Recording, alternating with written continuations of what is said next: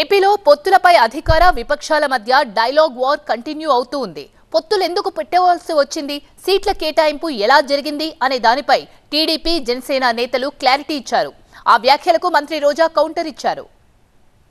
ఈ రాష్ట్రంలో ఈసారి గెలవకపోతే రాష్ట్రం తీవ్రంగా నష్టపోతుందనే ఏకైక అభిప్రాయంతో మొదటి నుంచి కూడా ఓటు డివైడ్ కాకుండా మేమందరం సహకరిస్తామని ముందుకొచ్చి పవన్ కళ్యాణ్ గారు అందరికంటే ముందు చెప్పిన వ్యక్తి, ఒక పద్ధతి ప్రకారం రాజకీయం చేసిన వ్యక్తి. పార్టీలతో పొత్తు పెట్టుకున్న తర్వాత ముగ్గురం కూర్చొని ఒక నిర్ణయం చేసిన తర్వాత ఏ సీట్ ఎవరికి పోతుందో ముగ్గురం కలిసి, ఎందుకంటే వాళ్ళకు బలం ఉండాలి, మనం కూడా గెలవాలి, అందరం గెలవాలనే ఉద్దేశంతో ఇవన్నీ కూడా సెటిల్ చేసుకున్నాం. ఎన్నో సంవత్సరాలుగా తెలుగుదేశం పార్టీ జెండాను మోసిన వాడికి ఈరోజు సీట్ లేదు. ఎలాంటి వాళ్ళకి సీట్లు ఇచ్చారో మీరు చూస్తున్నారు. ఇక జనసేన గురించి అయితే చెప్పాల్సిన అవసరమే లేదు.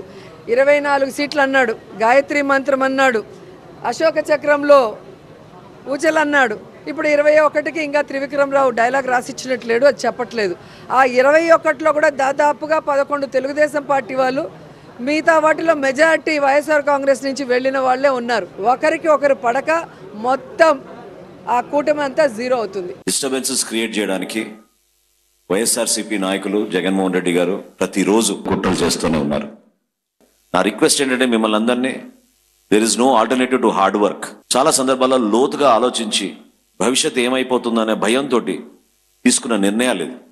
ఈ పొత్తు అనే విషయం దయచేసి మీరంతా ఈజీగా తీసుకోకుండా ప్రతి ఒక్కరు కూడా పరస్పరంగా గౌరవించుకుంటూ క్షేత్రస్థాయిలో మీరు పర్యటించి ఒక డిసిప్లిన్ విధానంలో మీరు ప్రతిరోజు కమ్యూనికేట్ చేసుకుంటూ ముందుకెళ్ళగలిగితేనే మనం దాని విలువేంటో మీకు అర్థమవుతుంది.